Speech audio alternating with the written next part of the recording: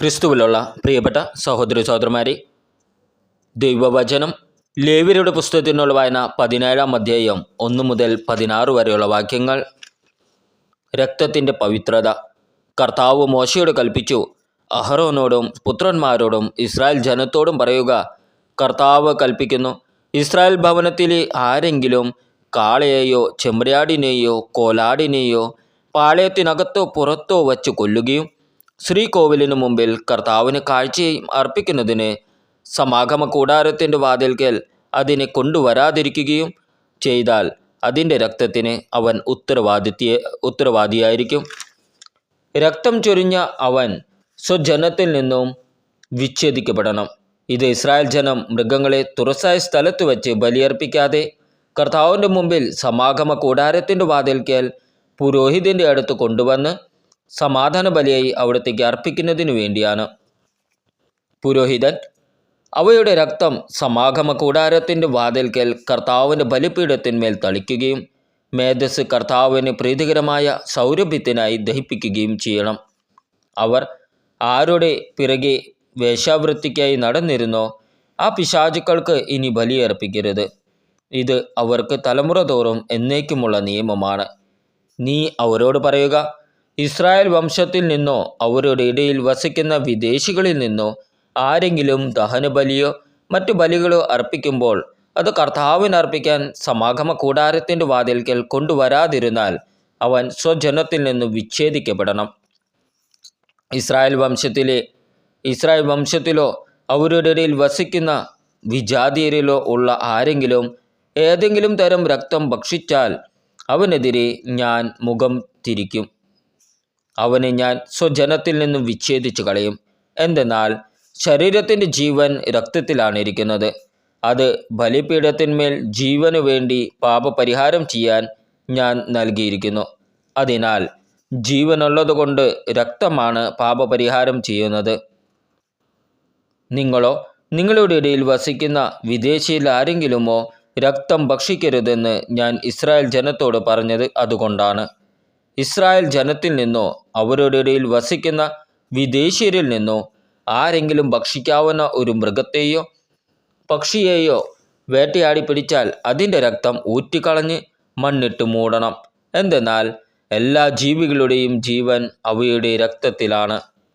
ഒരു ജീവിയുടെയും രക്തം ഭക്ഷിക്കരുതെന്ന് ഞാൻ ഇസ്രായേൽ ജനത്തോട് പറഞ്ഞിരിക്കുന്നതും അതുകൊണ്ട് തന്നെ. ആരെങ്കിലും അത് ഭക്ഷിച്ചാൽ അവൻ ജനത്തിൽ നിന്ന് വിച്ഛേദിക്കപ്പെടണം.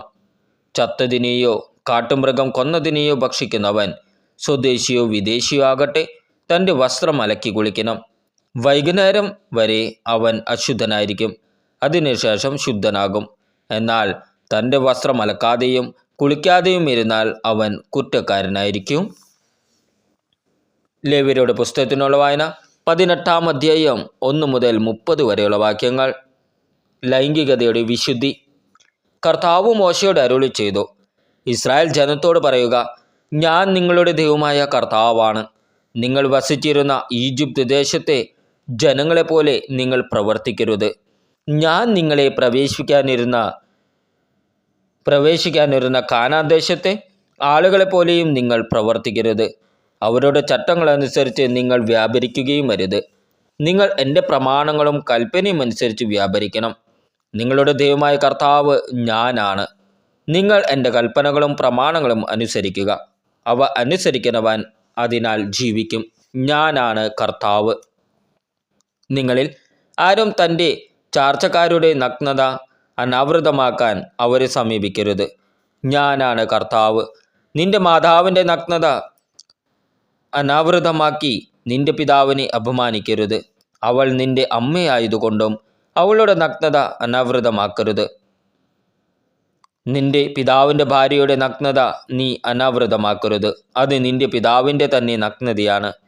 നിന്റെ സഹോദരിയുടെ, നിന്റെ പിതാവിൻ്റെയോ മാതാവിൻ്റെയോ പുത്രിയുടെയോ അവൾ സ്വദേശത്തോ അന്യദേശത്തോ ജനിച്ചവളാകട്ടെ നഗ്നത അനാവൃതമാക്കരുത്.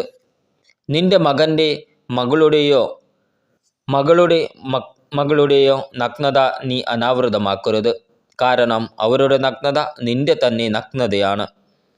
നിന്റെ പിതാവിൻ്റെ ഭാര്യയിൽ അവന് ജനിച്ച മക്കൾ നിന്റെ സഹോദരിയാണ്. നീ അവളുടെ നഗ്നത അനാവൃതമാക്കരുത്. നിന്റെ പിതാവിൻ്റെ സഹോദരിയുടെ നഗ്നത നീ അനാവൃതമാക്കരുത്. അവൾ നിന്റെ പിതാവിൻ്റെ അടുത്ത ചാർച്ചക്കാരിയാണ്.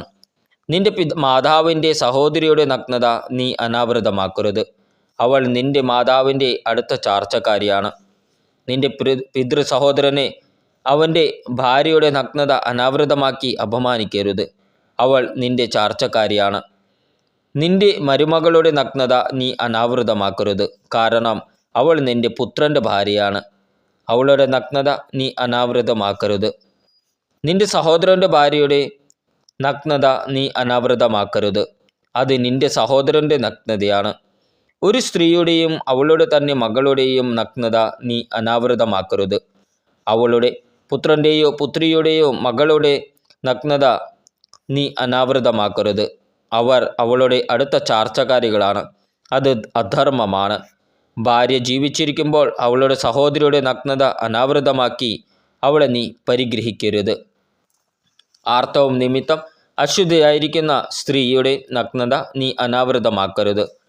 നിന്റെ അയൽക്കാരൻ്റെ ഭാര്യയുടെ കൂടെ ശയിച്ച് അവൾ നിമിത്തം നീ അശുദ്ധനാകരുത്. നിന്റെ സന്തതികളിൽ ഒന്നിനെയും മൂലക്കിന് ബലിയർപ്പിച്ച് ദൈവനാമത്തെ അശുദ്ധമാക്കരുത്. ഞാനാണ് കർത്താവ്. സ്ത്രീയോട് കൂടി എന്നതുപോലെ പുരുഷനോടുകൂടെ നീ ശയിക്കരുത്. അത് മ്ലേച്ഛതയാകുന്നു. സ്ത്രീയോ പുരുഷനോ മൃഗങ്ങളുമായി ലൈംഗിക ബന്ധത്തിലേർപ്പെട്ട് തന്നെ അശുദ്ധമാക്കരുത്. അത് ലൈംഗിക വൈകൃതമാണ്. ഇവയിലൊന്നുകൊണ്ടും നിങ്ങൾ അശുദ്ധരാകരുത്. ഞാൻ നിങ്ങളുടെ മുമ്പിൽ നിന്ന് അകറ്റിക്കളയുന്ന ജനതകൾ ഇവ മൂലം തങ്ങളെ തന്നെ അശുദ്ധരാക്കിയിരിക്കുന്നു. ആ ദേശവും അശുദ്ധമായിരിക്കുന്നു. അതിൻ്റെ അകൃത്യത്തിന് ഞാൻ അതിനെ ശിക്ഷിക്കും. അത് അതിലെ നിവാസികളെ പുറന്തള്ളുകയും ചെയ്യും. നിങ്ങളും നിങ്ങളുടെ ഇടയിൽ വസിക്കുന്ന വിദേശീയരും എൻ്റെ കൽപ്പനകളും പ്രമാണങ്ങളും പാലിക്കുകയും ഇത്തരം മ്ലേച്ഛമായ പ്രവർത്തികളിൽ ഏർപ്പെടാതിരിക്കുകയും വേണം. നിങ്ങൾക്ക് മുമ്പ് ആ നാട്ടിൽ വസിച്ചിരുന്നവർ ഈ വിധം മ്ലേച്ഛതകൾ കൊണ്ട് നാട് മലിനമാക്കി. ആകയാൽ ഈ ദേശം നിങ്ങൾക്ക് മുമ്പുണ്ടായിരുന്നവരെ പുറന്തള്ളിയതുപോലെ അതിനെ അശുദ്ധമാക്കുക വഴി നിങ്ങളെയും പുറന്തള്ളാതിരിക്കാൻ സൂക്ഷിച്ചുകൊള്ളുവിൻ. ഇത്തരം മ്ലേച്ഛ പ്രവർത്തികൾ ചെയ്യുന്നവൻ സ്വജനത്തിൽ നിന്ന് വിച്ഛേദിക്കപ്പെടണം. നിങ്ങൾക്ക് മുമ്പ് നടമാടിയിരുന്ന ഈ മ്ലേച്ഛതകളിൽ വ്യാപരിച്ച് നിങ്ങളെ തന്നെ അശുദ്ധരാക്കരുത് എന്ന എൻ്റെ കൽപ്പന അനുസരിക്കുവിൻ. ഞാനാണ് നിങ്ങളുടെ ദൈവമായ കർത്താവ്. നമ്മുടെ കർത്താവായ ഈശോ മിശിഹായ്ക്ക് സ്തുതി.